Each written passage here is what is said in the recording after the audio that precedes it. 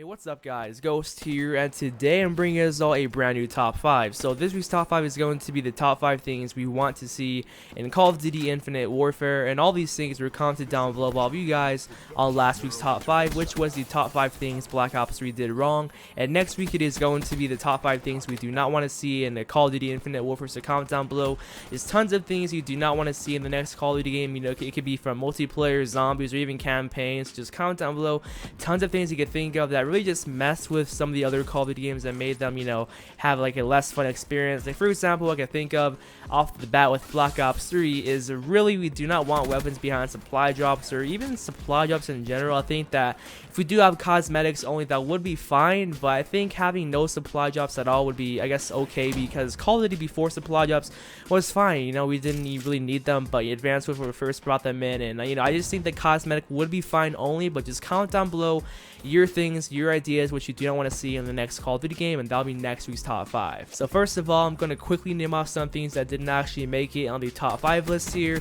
You guys commented these as well, and these are going to be no IEDs, a disabled DLC, balanced weapons, character customization, aim assist on snipers, DLC camos and DLC packs. We want toughness back, the speed reload feature from Advanced Warfare, the Moab/Chem Strike or game ending kill streak, a camo like Dark Matter. Pro perks are amazing, I want them back. And last but not least, infected and good hit detection. And those are some things that were commented but did not make the actual top 5 list here. But besides that, guys, let's get into the actual top 5, with number 5 being we want good and fun game modes in the next Call of Duty game. Going back to Modern Warfare 3 here, MW3 I think had the most game modes out of any single Call of Duty game that's been released. There's so many fun game modes in this game. There's Face Off, there's lots of community based game modes like Drop Zone and Infected.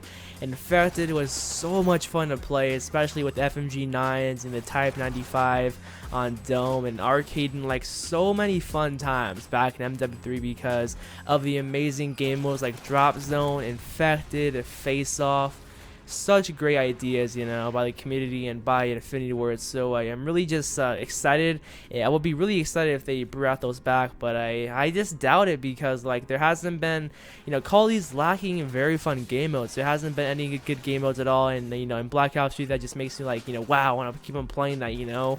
That's just one thing here. We want very fun and amazing and memorable game modes here in Call of Duty Infinite Warfare. So coming out the number 4 spot here, we want some good and demolishing kill streaks to the next Call of Duty game here. Black Ops 2 definitely served us right here with the Swarm, the Orbital VSAT, the K9 unit, very good streaks. But going back to Call of Duty Ghost, man, very boring and just very bland streaks. Call of Duty Ghost had some pretty okay streaks. Like I love using the support and specialists most of all. Like the assault streaks weren't that good in my opinion.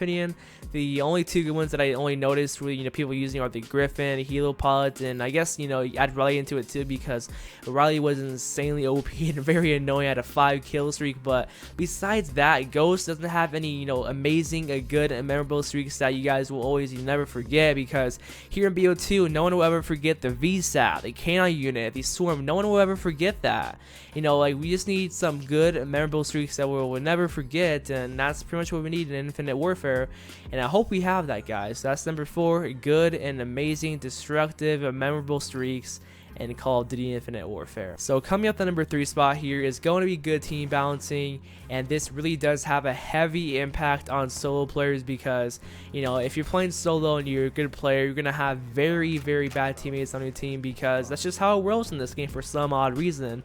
And back with AW, that game had skill-based matchmaking, and therefore had literally zero problem with that, because if you, for example, if you had like a 2.5 KD in AW, you're gonna have similar players that have the exact stats on your team as well, and in fact, the entire lobby will have the same exact stats or nearing these same stats, and that's just pretty much how it works in AW. In AW, you had teammates playing the actual objective, trying to go for the win, and just you had good teammates in that game. Comparing that to Black Ops 3, if you're a good player playing solo and on a 6-man, or if you're playing with like one other guy, you're gonna have very bad teammates on your team. You're gonna have to carry them to victory, and that's just very annoying to deal with. I hope it's fixed in Infinite Warfare so solo players like myself could have a much better experience, just, you know, anyone that plays in a, you know, very small party. So coming up the number 2 spot here, we want some good small to medium sized maps in Infinite Warfare, because going out to Ghost here, as you guys do see, we got Siege, we got Stonehaven, we got Overload, we got Chasm, we got Flooded.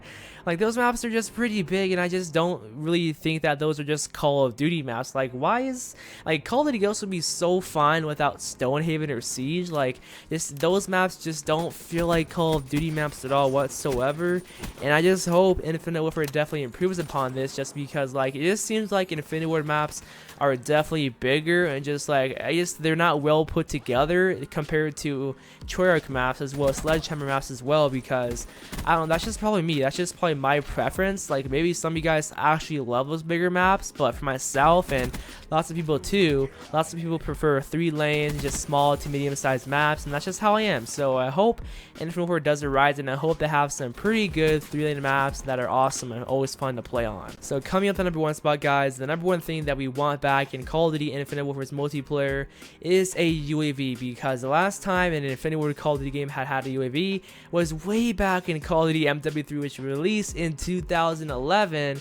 Call of Duty Ghosts didn't have a UAV, they had a SATCOM, which was sort of like one, but basically you had to put down 2 or 3 SATCOMs to activate a sweeping radar, and that's it. That was just it's just such a bad idea, and I hope that they have a UAV in the next Call of Duty game, because UAVs are just so important to make gameplay, just to speed up gameplay, just to make it more entertaining and fast paced and such. And Call of Duty Ghosts is just a slow paced game with just a multiplayer experience, just because of the huge maps, as well as no UAV, no one around SATCOMs. It was literally a ghost town, man. No wonder why it was called Call of Duty Ghosts, man. No UAVs, huge maps, and it's a slow experience in my opinion. I hope they have UAVs, and that's pretty much the top 5, guys. So hope you all enjoy, and see you guys in the next one. Peace out.